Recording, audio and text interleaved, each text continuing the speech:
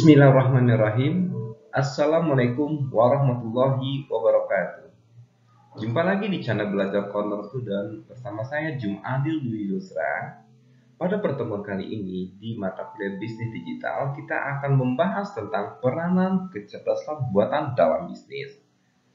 Namun, sebelum lanjut kepada materi, agar dapat menekan tombol like and subscribe sebanyak-banyaknya untuk dapat mendukung channel ini menjadi lebih baik dan lebih baik lagi.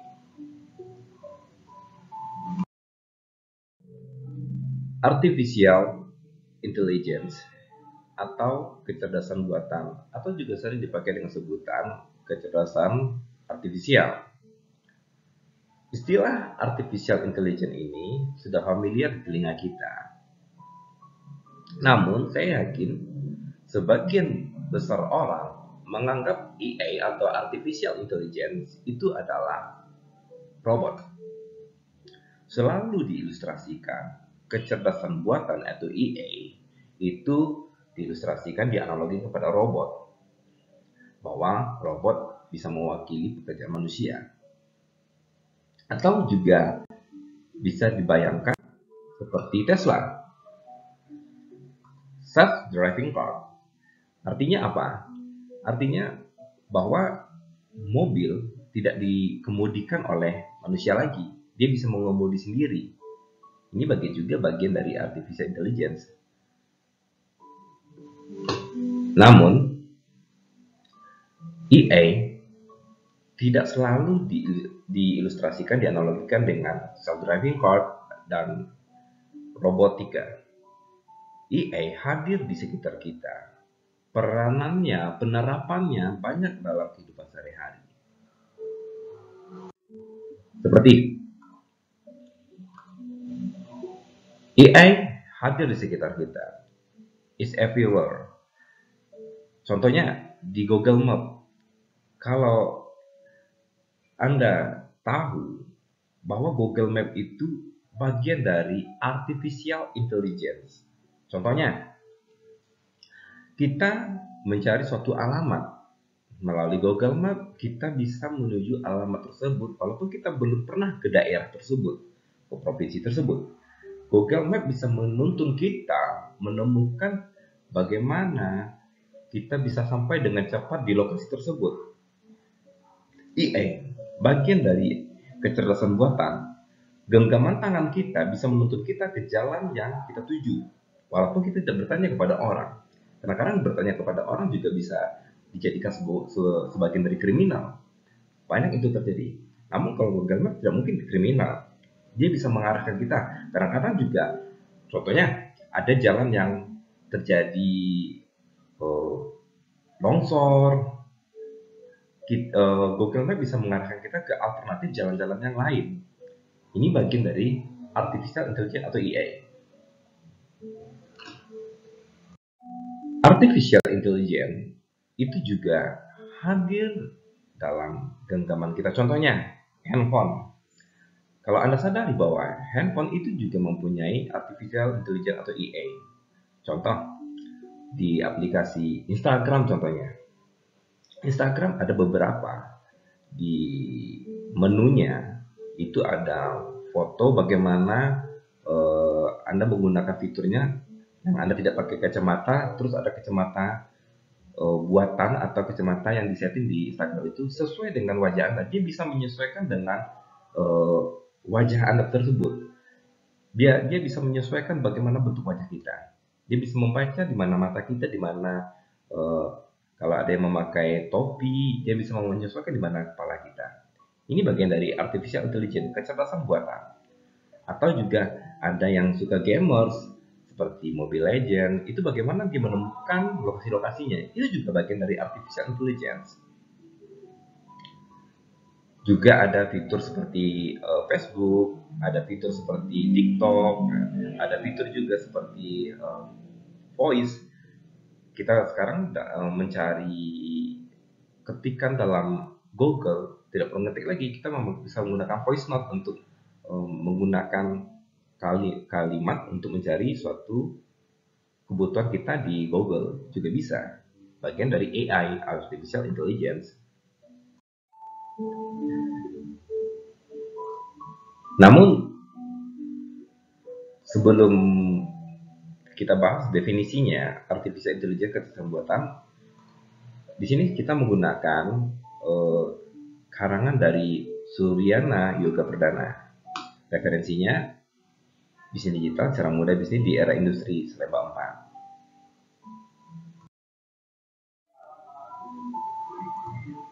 Baik, John McCarthy 1956 mengatakan bahwa kecerdasan buatan adalah usaha memodelkan proses berpikir manusia dan mendesain mesin agar dapat menirukan perilaku manusia. Yang kedua, menurut Herbert Simon 1987 mengatakan EA atau kecerdasan buatan adalah tempat riset atau penelitian, aplikasi dan instruksi yang terkait dengan pemrograman komputer dalam melakukan suatu hal yang menurut pandangan manusia cerdas. Yang ketiga, menurut Reich and Knight 1991, dia mengatakan bahwa AI atau kecerdasan buatan adalah suatu studi mengenai bagaimana membuat komputer mampu melakukan hal-hal yang saat ini masih bisa dilakukan lebih baik oleh manusia. Jadi, berdasarkan dari definisi itu, artificial intelligence atau kecerdasan buatan adalah proses pemodelan dan desain mesin melalui komputer agar bisa menirukan perilaku manusia secara cerdas. Contohnya tadi yang saya katakan tadi, bahwa handphone, kita mencari alamat tadi di Google Maps, sudah diwakilkan oleh teknologi digital, teknologi melalui handphone tadi. Kita bisa menemukan alamat yang kita tuju. Begitu juga manfaatnya sangat besar dalam bisnis. Seperti Shopee, seperti Grab, seperti Maxim, atau usaha-usaha online lainnya. Banyak dari teknologi membantu kita dalam usaha dalam bisnis juga. Lingkup utama artificial intelligence atau kecerdasan buatan. Yang pertama adalah sistem pakar. Komputer akan memiliki keahlian untuk menyelesaikan masalah dengan menirukan keahlian dimiliki para pakar. Contohnya seperti seorang dokter yang dapat merumuskan dan memberikan apa obat di dalam resepnya terhadap pasiennya. Dia dapat menuliskan apa dengan keahlian yang dimilikinya. Yang kedua, contohnya penasihat hukum. Dia bisa memberikan, kalau dia tidak sesuai dengan apa yang dituntutkan, dia bisa membantah karena dia melindungi kliennya. Juga contohnya teknisi, seperti teknisi mesin, teknisi kendaraan. Nah, begitu juga dalam komputer, dia dapat merumuskan dan menyelesaikan masalah dengan menirukan keahlian yang dimiliki para pakar. Yang kedua adalah pengolahan bahasa alami. Nah, pengguna mampu berkomunikasi dengan komputer menggunakan bahasa sehari-hari. Yang ketiga, pengenalan ucapan. Manusia mampu berkomunikasi dengan komputer menggunakan suara, seperti voice note. Jadi komputer juga bisa mengenali suara kita, mendeteksi suara kita. Robotika dan sistem sensor. Menerima informasi yang akan diproses dan meneruskan ke sistem serta berguna untuk mengendalikan dan menangkap objek. Ini juga bisa kita contoh dengan sistem sensor. Contohnya, fingerprint. Fingerprint itu dengan memberikan sensor di sidik jari, dia membaca bahwa ini adalah kita. Membaca ini objeknya siapa. Contohnya lagi, kita masuk ke satu mall atau hotel, bahwa pintu kaca itu bisa terbuka dengan sendirinya ketika kita melintasinya sebelum kita memasukinya. Ada sensor yang membaca ada orang yang akan masuk ke dalamnya. Computer vision untuk mempresentasikan gambar atau objek agar tampak melalui komputer. Nah, ini komputer dapat menganalisis data secara virtual. Nah,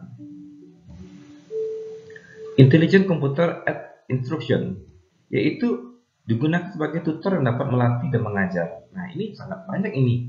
Banyak dari konten-konten yang memberikan pengajaran. Intelligent Computer add instruction juga bisa sepertinya dalam media ajar seperti di konten-konten kreatif itu ada. Kita bisa mencari tentang materi ini secara digital yang telah divirtualkan malah. Buku yang telah divirtualkan juga ada. Seperti Zoom Gimet. Kita belajar pun bisa secara online terhadap si tutornya, si dosennya. Jenis kecerdasan buatan. Yang pertama itu Symbol Manipulating AI atau Artificial Intelligence, yaitu bekerja dengan simbol abstrak. Simbol ini dimanipulasi dengan eksperimen. Informasi diproses dan bekerja dengan simbol yang bisa dibaca oleh manusia atau seorang pengembang yang selanjutnya terkoneksi secara abstrak dan menghasilkan kesimpulan yang logis. Nah, Artificial Intelligence dari jenis ini bekerja dengan simbol abstrak. Penampilan dari eksperimen pada jenis ini bisa dibilang paling banyak dibandingkan dengan jenis AI yang lain. Pada tahap ini, intinya dari eksperimen adalah untuk menguji seberapa kuat sistem kecerdasan manusia yang disusun kembali dengan tingkat yang lebih terstruktur dan logis. Setelah itu, informasi didapatkan pun akan bekerja secara simbol yang nantinya diketahui langsung oleh para pengembang dan developer. Berikutnya, Neural AI.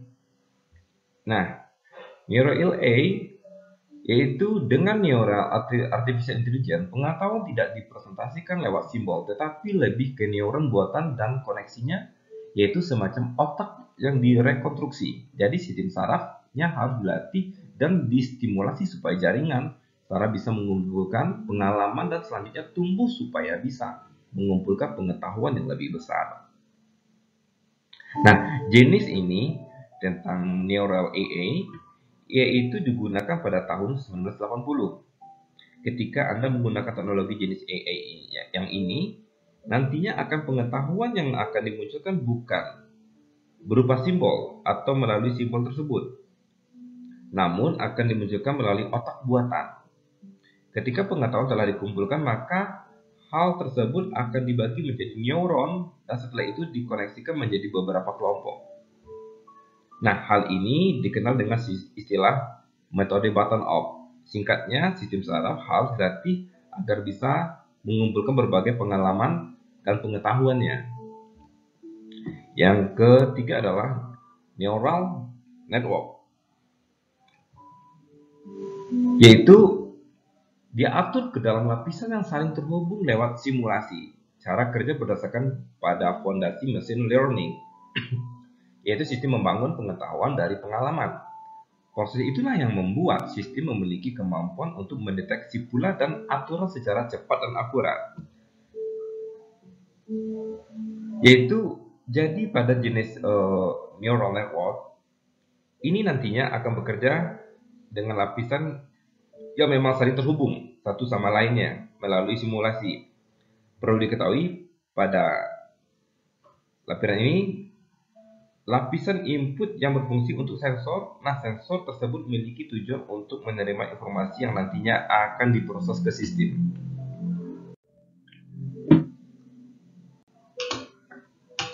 Bidang lainnya. Nah, peranan kecerdasan buatan dalam pendidikan yaitu digunakan untuk mengembangkan praktik mengajar dan memberikan instruksi yang mungkin terlupakan guru dalam beberapa pertemuan atau pelajaran. Yang kedua, menjadikan alat yang sangat bernilai untuk mendidik, membantu guru atau dosen menganalisis gaya mengajarnya, serta menganalisis strategi dan proses mahasiswanya juga atau siswa secara umum. Ini banyak nih peranan kecerdasan buatan dalam pendidikan sangat bermanfaat. Contohnya, dalam era digital teknologi ini, dengan artificial intelligence, dengan AI kecerdasan buatan, pendidikan sudah diarahkan ke era transformasi digital. Belajar tidak harus bertemu atau di ruang kelas. Belajar bisa kita rekonstruksikan dengan pertemuan melalui media online seperti Zoom, Gmail, atau seperti video ajar yang berada di link-link YouTube. Semua bisa dipelajari dengan edukasi yang sangat bagus, bahwa digital teknologi ini sangat membantu dunia pendidikan.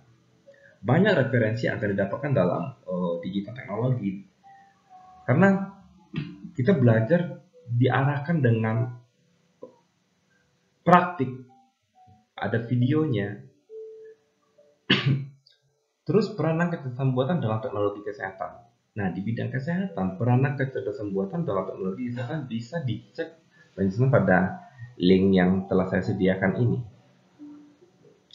Jadi, peranan kecerdasan buatan dalam teknologi kesehatan sangat berguna. Contohnya dalam pelayanan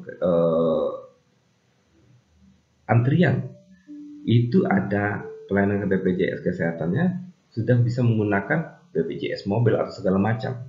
Banyak untuk jaminan kesehatan kita tidak perlu mendatangi kantornya, kita bisa melalui tangan kita, genggaman kita untuk memindahkan di mana kita harus, contohnya kita menggunakan vaskes tingkat pertamanya di mana, mau kita pindahkan ke mana, mau kita tingkatkan 1 tingkat, 2 tingkat, atau 3 tingkat, itu bisa melalui genggaman kita untuk melakukan perubahan. AI, kecerdasan buatan dalam genggaman kita bisa kita lakukan juga dalam teknologi kesehatan. Terus apa keunggulan dari kecerdasan alami? Yaitu kecerdasan alami bisa menghasilkan kreativitas. Yang kedua, kecerdasan alami bisa menggunakan pengalaman secara langsung. Ini tugas. Coba Anda buat suatu kasus tentang berbagai sudut pandang dalam kecerdasan buatan dan jelaskan contoh aplikasi yang termasuk dalam lingkup kecerdasan buatan. Tugas dikerjakan per kelompok ya, dan presentasikan dalam bentuk video. Sekian, terima kasih. Saya akhiri.